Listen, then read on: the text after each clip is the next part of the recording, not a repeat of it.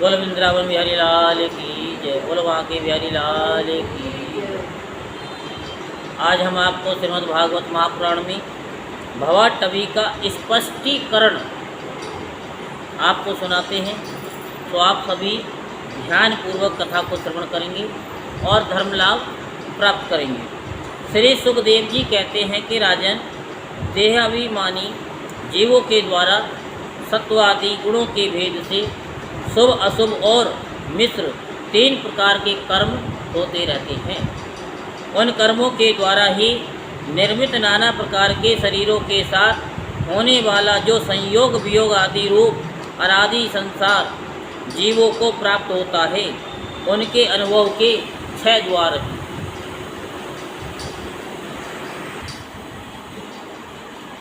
तो अनुभव के कितने द्वार हैं? 6। मन और 5 ज्ञानेंद्रियाँ, उनसे विवश होकर ये जीव या जीव वसु हो मार्ग भूलकर भयंकर वन में भटकते हुए धन के लोभी बंजारों के समान परम समर्थ भगवान विष्णु के आश्रित रहने वाली माया की प्रेरणा से विहड़ वन के समान दुर्गम मार्ग में पड़कर संसार वन में जा पहुंचता है। ये वन शमशान के समान अत्यंत अशुभ है। इसमें भटकते हुए उसे अपने शरीर से किए हुए कर्मों का फल भोगना पड़ता है। यहाँ अनेकों विघ्नों के कारण उसे अपने व्यवहार में सफलता भी नहीं मिलती। तो भी ये उनके श्रम को शांत करने वाले श्री हरि एवं गुरुदेव के चरणारविंद मकरंद मधु के रसिक भक्त भ्रमरों के मार्ग का अनुसरण नहीं करता। इस संसार वन में मन सहित 6 इंद्रियां ही अपने कर्मों की दृष्टि से डाकुओं के समान हैं, जो भी आपको बताया। पुरुष बहुत सा कष्ट उठाकर जो धन कमाता है, उसका उपयोग धर्म में होना चाहिए। वही धर्म यदि साक्षात भगवान परम पुरुष की आराधना के रूप में होता है, तो उसे परलोक में निश्चय का हेतु बतलाया गया है। किंतु जिस मनुष्य का बुद्धि रूप सारथी विवेकहीन होता है और मन बस में नहीं होता, उसके उस धर्म उपयोगी धन को ये मन सहित 6 इंद्रियां देखना, स्पर्श करना, सुनना, स्वाद लेना, सूंघना, संकल्प विकल्प करना और निश्चय करना, इन वृत्तियों के द्वारा गृहस्थोचित विषय भोगों में फंसाकर उसी प्रकार लूट लेती है, जिस प्रकार बेईमान मुखिया का अनुगमन करने वाले एवं असावधान बंजारों के दल का धन चोर डाकू लूट ले जाते हैं। ये ही नहीं, उस संसार वन में रहने वाले उसके कुटुंबी भी, जो नाम से तो स्त्री पुत्र आदि कहे जाते हैं, किंतु कर्म जिनके साक्षात भेड़ियों और गीदड़ों के समान होते हैं, उस अर्थलोलुप कुटुंबी के धन को उसकी इच्छा न रहने पर भी उसके देखते देखते इस प्रकार छीन ले जाते हैं, जैसे भेड़िए गडरियों से सुरक्षित भेड़ों को उठा करके ले जाते हैं। जिस प्रकार यदि किसी खेत के बीजों को अग्नि द्वारा जला न दिया गया हो, तो प्रतिवर्ष जोतने पर भी खेती का समय आने पर फिर झाड़ लता और तृण आदि से गहन हो जाता है, उसी प्रकार यह गृहस्थाश्रम भी कर्म भूमि है। इसमें भी कर्मों का सर्वदा उच्छेद कभी नहीं होता, क्योंकि ये घर कामनाओं की पिटारी है।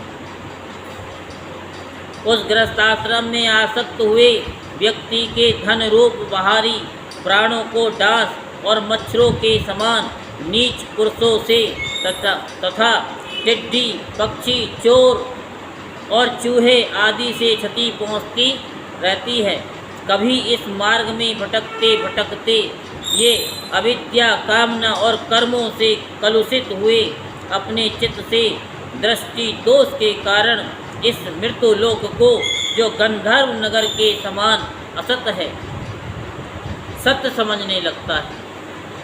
फिर खान पान और स्त्री प्रसंग आदि व्यसनों में फंसकर मृग तृष्णा के समान मिथ्या विषयों की ओर दौड़ने लगता है। कभी बुद्धि के रजोगुण से प्रभावित होने पर सारे अनर्थों की जड़ अग्नि के मल रूप सोने को ही सुख का साधन समझकर उसे पाने के लिए ललायित हो इस प्रकार दौड़ धूप करने लगता है। जैसे वन में जाड़े से ठिठुरता हुआ पुरुष अग्नि के लिए व्याकुल होकर उन्मुख पिशाच की, अगिया बेताल की और उसे आग समझकर दौड़े। कभी इस शरीर को जीवित रखने वाले घर, अन्न, जल और धन आदि में अधिनिवेश करके इस संसारण्य में इधर उधर दौड़ धूप करता रहता है।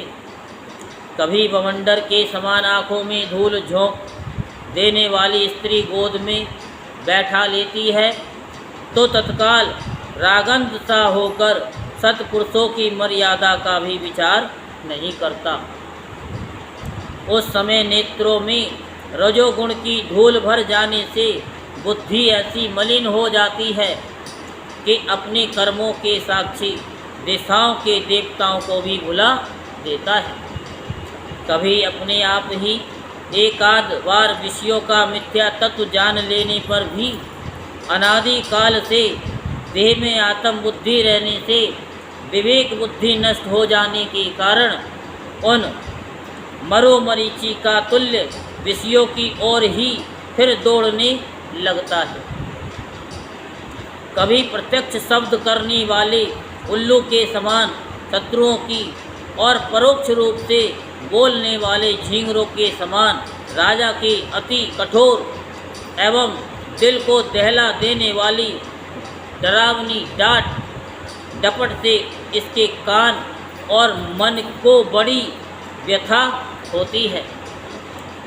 पूर्व पुण्य क्षीण हो जाने पर ये जीवित ही मुर्दे के समान हो जाता है और जो करस्कर एवं काकतुंड आदि जहरीले फलों वाले पाप वृक्षों, इसी प्रकार की दूषित लताओं और विषैले कुओं के समान है तथा जिनका धन इस लोक और परलोक दोनों के ही काम में आता है और जो जीते हुए भी मुर्दे के समान हैं, उन कृपण पुरुषों का आश्रय लेता है। कभी असत पुरुषों के संग से बुद्धि बिगड़ जाने के कारण सूखी नदी में गिरकर दुखी होने के समान इस लोक और परलोक में दुख देने वाले पाखंड में फंस जाता है। जब दूसरों को सताने से उसे अन्न भी नहीं मिलता, तब वह अपने सगे पिता पुत्रों को अथवा पिता या पुत्र आदि का एक दिन का भी जिनके पास देखता है, उनको फाड़ खाने के लिए तैयार हो जाता है। कभी दावानल के समान प्रिय विषयों से शून्य एवं परिणाम में दुख में घर में पहुंचता है तो वहाँ इष्ट जनों के वियोग आदि से उसके शोक की आग भड़क उठती है। उससे संतप्त होकर वह बहुत ही खिन्न होने लगता है। कभी काल के समान भयंकर राजकुल रूप राक्षस इसके परम प्रिय धन रूप प्राणों को हर लेता है तो ये मरे हुए के समान निर्जीव हो जाता है। कभी मनोरथ के पदार्थों के समान अत्यंत असत पितामह आदि संबंधों को सत्य समझकर उनके सहवास से सपन के समान क्षणिक सुख का अनुभव करता है। गृहस्थाश्रम के लिए जिस कर्म विधि का महान विस्तार किया गया है, उसका अनुष्ठान किसी पर्वत की कड़ी चढ़ाई के समान ही है। लोगों को उस ओर प्रवृत्त देखकर उनकी देखा देखी जब ये भी उसे पूरा करने का प्रयत्न करता है, तब तरह तरह की कठिनाइयों से क्लेशित होकर कांटे और कंकड़ों से भरी भूमि में पहुँचे हुए व्यक्ति के समान दुखी हो जाता है। कभी पेट की असहाय ज्वाला से अधीर होकर अपने कुटुंब पर ही बिगड़ने लगता है। फिर जब निद्रा रूप अजगर के चंगुल में फंस जाता है, तब अज्ञान रूप घोर अंधकार में डूबकर सूने वन में फेंके हुए मुर्दे के समान सोया पड़ा रहता है। उस समय इसे किसी बात की सुध नहीं रहती और फिर कथा में मन नहीं लगता। फिर इधर उधर देखते हैं। कभी दुर्जन रूप काटने वाले जीव इतना काटते तिरस्कार करते हैं कि इसके गर्भ रूप दांत जिनसे वह दूसरों को काटता था टूट जाते हैं। तब इसे अशांति के कारण नींद भी नहीं आती तथा मर्म वेदना के कारण क्षण क्षण में विवेक शक्ति क्षीण होते रहने से अंत में अंधे की भांति ये नरक रूप अंधे कुएं में जा गिरता है। कभी विषय सुख रूप मधुकणों को ढूंढते ढूंढते जब ये लुक छिपकर पर स्त्री या पर धन को उड़ाना चाहता है, तब उनके स्वामी या राजा के हाथ से मारा जाकर ऐसे नरक में जा गिरता है जिसका और छोर नहीं है। इसी से ऐसा कहते हैं कि प्रवृत्ति मार्ग में रहकर किए हुए लौकिक और वैदिक दोनों ही प्रकार के कर्म जीव को संसार की ही प्राप्ति कराने वाले हैं। यदि किसी प्रकार राजा आदि के बंधन से छूट भी गया तो अन्यान्य से अपहरण किए हुए उन स्त्री और धन को देवदत्त नामक कोई दूसरा व्यक्ति ही छीन लेता है और उससे विष्णुमित्र नाम का कोई तीसरा व्यक्ति झटक लेता है। इस प्रकार वे भोग एक पुरुष से दूसरे पुरुष के पास पहुंच जाते हैं, एक स्थान पर नहीं ठहरते। कभी कभी शीत और वायु आदि अनेकों आदि दैविक आदि भौतिक और आध्यात्मिक दुख की स्थितियों के निवारण करने में समर्थ न होने से ये अपार चिंताओं के कारण उदास हो जाता है।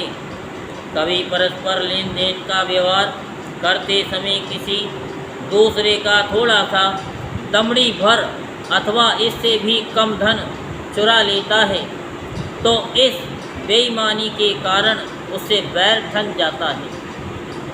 राजन, इस मार्ग में विघ्नों के अतिरिक्त सुख दुख, राग द्वेष, भय, अभिमान, प्रमाद, उन्माद, शोक, मोह, लोभ, मात्सर्य, ईर्षा, अपमान, क्षुधा, पिपासा आदि व्याधि, जन्म, जरा और मृत्यु आदि और भी अनेकों विघ्न हैं।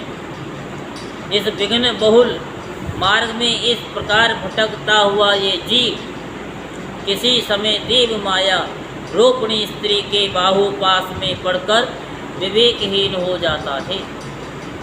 तब उसी के लिए विहार भवन आदि बनवाने की चिंता में ग्रस्त रहता है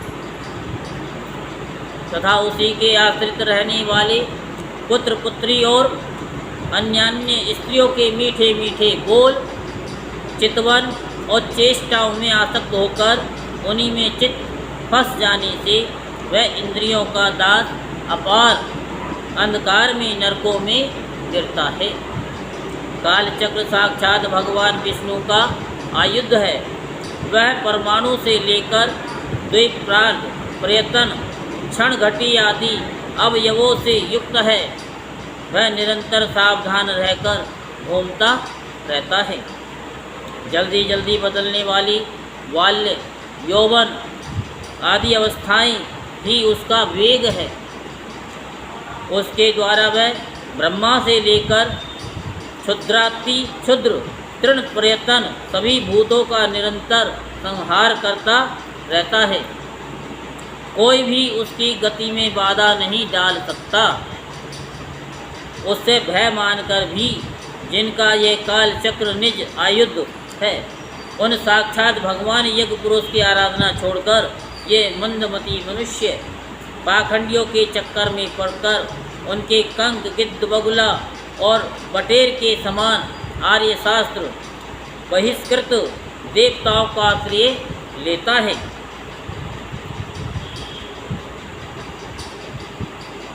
जिनका केवल वेद वाये अप्रमाणिक आगमों ने ही उल्लेख किया है। ये पाखंडी तो स्वयं ही धोखे में हैं, जब ये भी उनकी ठगाई में आकर दुखी होता है तब ब्राह्मणों की शरण लेता है, किंतु उपन्य संस्कार के अनंतर स्रोत स्मार्त कर्मों से भगवान यज्ञ पुरुष की आराधना करना आदि जो उनका शास्त्रोक्त आचार है, वह इसे अच्छा नहीं लगता। इसलिए वेदोक्त आचार के अनुकूल अपने में शुद्धि न होने के कारण ये कर्म शून्य शूद्र कुल में प्रवेश करता है, जिसका स्वभाव वानरों के समान केवल कुटुंब पोषण और स्त्री सेवन करना ही है। वहाँ बिना रोक टोक स्वच्छंद विहार करने से इसकी बुद्धि अत्यंत दीन हो जाती है और एक दूसरे का मुख देखना आदि विषय भोगों में फंसकर इसे अपने मृत्यु काल का भी स्मरण नहीं होता। वृक्षों के समान जिनका लौकिक सुख ही फल है, उन घरों में ही सुख मानकर वानरों की भांति स्त्री पुत्र आदि में आसक्त होकर ये अपना सारा समय मैथुन आदि विषय भोगों में ही बिता देता है। इस प्रकार प्रवृत्ति मार्ग में पड़कर सुख दुख भोगता हुआ ये जीव रोग रूपी गिरी गुहा में फंसकर उसमें रहने वाले मृत्यु रूप हाथी से डरता रहता है। कभी कभी शीत, वायु आदि अनेक प्रकार के आदि दैविक आदि भौतिक और आध्यात्मिक दुखों की निवृत्ति करने में जब असफल हो जाता है, तब उस समय अपार विषयों की चिंता से ये खिन्न हो जाता है। कभी आपस में क्रय विक्रय आदि व्यवहार यानी व्यापार करने पर बहुत कंजूसी करने से इसे थोड़ा सा धन हाथ लग जाता है। कभी धन नष्ट हो जाने से जब इसके पास सोने, बैठने और खाने आदि की भी कोई सामग्री नहीं रहती, तब अपने अभिष्ट भोग न मिलने से वह उन्हें चोरी आदि बुरे उपायों से पाने का निश्चय करता है। इससे इसे जहाँ तहाँ दूसरे के हाथ से बहुत अपमानित होना पड़ता है।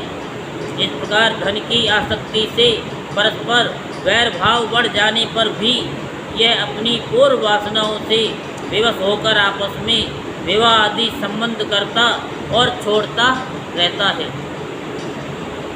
इस संसार मार्ग में चलने वाला ये जीव अनेक प्रकार के कलेश और विघ्न बाधाओं से बाधित होने पर भी मार्ग में जिस पर जहाँ आपत्ति आती है अथवा जो कोई मर जाता है, उसे जहाँ का तहाँ छोड़ देता है तथा नए जन्मे हुओं को साथ लगाता है।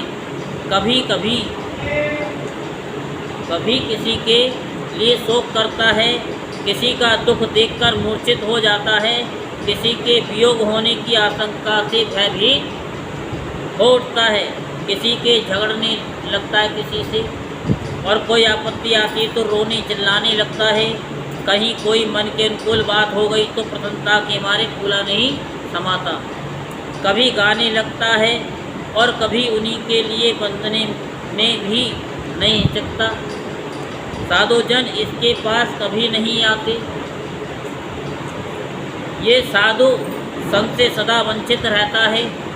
इस प्रकार ये निरंतर आगे ही बढ़ रहा है। जहाँ से इसकी यात्रा आरंभ हुई है और जिसे इस मार्ग की अंतिम अवधि कहते हैं, उस परमात्मा के पास ये अभी तक नहीं लौटा है। परमात्मा के पास ये अभी तक नहीं लौटा है। परमात्मा तक तो योग शास्त्र की भी गति नहीं है।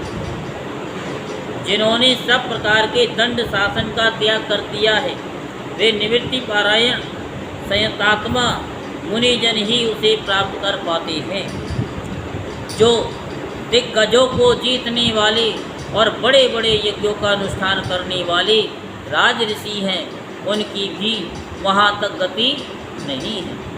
वे संग्राम भूमि में शत्रुओं का सामना करके केवल प्राण परित्याग ही करते हैं तथा जिसमें ये मेरी है ऐसा अभिमान करके बैर ठाना था, उस पृथ्वी में ही अपना शरीर छोड़कर स्वयं परलोक को चले जाते हैं। इस संसार से वे भी पार नहीं होते।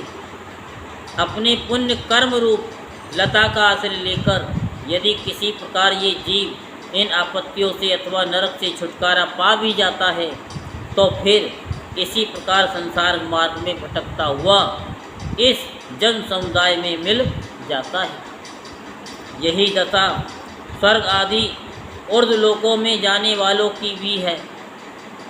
राजन राजऋषि भरत के विषय में पंडित जन ऐसा कहते हैं, जैसे गरुड़ जी की होड़ कोई मक्खी नहीं कर सकती, उसी प्रकार राज ऋषि महात्मा भरत के मार्ग का कोई अन्य राजा मन से भी अनुसरण नहीं कर सकता। उन्होंने पुण्य कीर्ति श्री हरि में अनुरक्त होकर अति मनोरम स्त्री पुत्र मित्र और राज आदि को युवावस्था में ही विष्ठा के समान त्याग दिया था। दूसरों के लिए तो इन्हें त्यागना ही बहुत कठिन है। उन्होंने अति दुस्तज्य पृथ्वी पुत्र स्वजन संपत्ति और स्त्री की तथा जिसके लिए बड़े बड़े देवता भी ललायित रहते हैं, किंतु जो स्वयं उनकी दया दृष्टि के लिए उन पर दृष्टिपात करती रहती थी, उस लक्ष्मी की भी लेस मात्र इच्छा नहीं की। ये सब उनके लिए उचित ही था, क्योंकि जिन महानुभावों का चित्त भगवान मधुसूदन की सेवा में अनुरक्त हो गया है, उनकी दृष्टि में मोक्ष पद भी अत्यंत तुच्छ है। उन्होंने मृग शरीर छोड़ने की इच्छा होने पर उच्च स्वर से कहा था कि धर्म की रक्षा करने वाले, धर्मानुष्ठान में निपुण, योग गम्य, सांख्य के प्रतिपाद्य, प्रकृति के अधीश्वर, यज्ञ मूर्ति, सर्वांतर्यामी श्री हरि को नमस्कार है। राजन राज ऋषि भरत के पवित्र गुण और कर्मों की भक्तजन भी प्रशंसा करते हैं। उनका ये चरित्र बड़ा कल्याणकारी, आयु और धन की वृद्धि करने वाला, लोक में सुयश बढ़ाने वाला और अंत में स्वर्ग तथा मोक्ष की प्राप्ति कराने वाला है। जो पुरुष इसे सुनता है या सुनाता है और इसका अभिनंदन करता है, उसकी सारी कामनाएं स्वयं पूर्ण हो जाती हैं। हाँ, मांगने की भी जरूरत नहीं पड़ती, स्वयं ही पूर्ण हो जाती है। दूसरों से उसे कुछ भी नहीं मांगना पड़ता, फिर दूसरों से उसे कुछ मांगना भी नहीं पड़ता। बोलो वृंदावन बिहारी लाल की जय, बोलो बांके बिहारी लाल की जय, और आज के आनंद की जय।